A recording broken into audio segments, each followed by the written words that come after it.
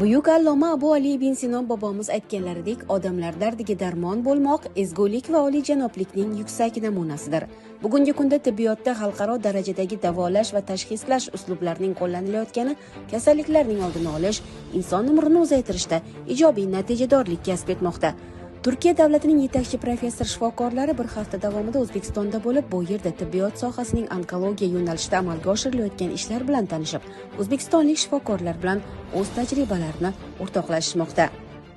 Turkiyadan kelgan katta delegatsiyamiz Turkiyaning yetakchi muassasalarida katta professor va olimlar. Bular hozir O'zbekistonda onkologiyada qilinayotgan strategiyaga o'zlarining yordamini berish va o'zlarini kerakli tavsiyalarini berish va shu qatorda viloyat va tumandagi onkologlarda faoliyat bilan yaqindan tanishish uchun kelishgan. Respublika onkologiya ilmiy markazini Samarqand filialiga tashrif buyurdik. Hamkorlik jarayonida Turkiya mutaxassislari bilan birgalikda onkologiya kasallarni barvaqt aniqlash, avvalambor profilaktikasi, undan keyin dori bilan davolashda yangi yo'nalishlar, jarrohlik amaliyotida, radioterapiya amaliyotida o'zlarini kerakli tavsiyalarini berib, qisqa vaqt ichida mutaxassislarni tayinlashda shu programma tayyorlashyapti. Shuningdek, turkiyalik mutaxassislar Samarqand viloyatidagi respublika ixtisoslashtirilgan onkologiya va radiologiya ilmiy amaliy tibbiyot markazi Samarqand viloyat filialida keyingi yillarda amalga oshirilgan ishlarni ham ko'zdan kechirishdi.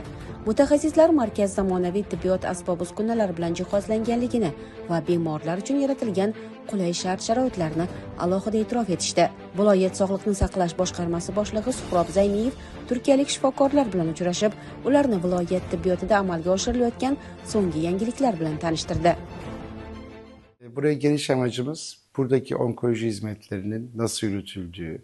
Tashrifimizda maqsad bu yerda onkologiya xizmatlari qay darajada ekanligini o'rganish va hamkasb shifokorlar bilan yaqindan fikr almashishdir. O'zbekistonda tibbiyot tizimi anchayin rivojlanganligini va shu o'rinda sohaning onkologiya yo'nalishida ham tub o'zgarishlar bo'lganligini guvohi bo'lmoqdamiz. Bizning asosiy maqsadimiz bir-birimizning tajribalarimizni o'rganmoq, kasalliklarni erta aniqlab, bemorlar sog'lig'ini saqlamoq, o'zbek shifokorlarimiz bilan yaqindan hamkorlikda ishlamoq hamda bu yerdan o'zimiz uchun tajribalarni olishdir.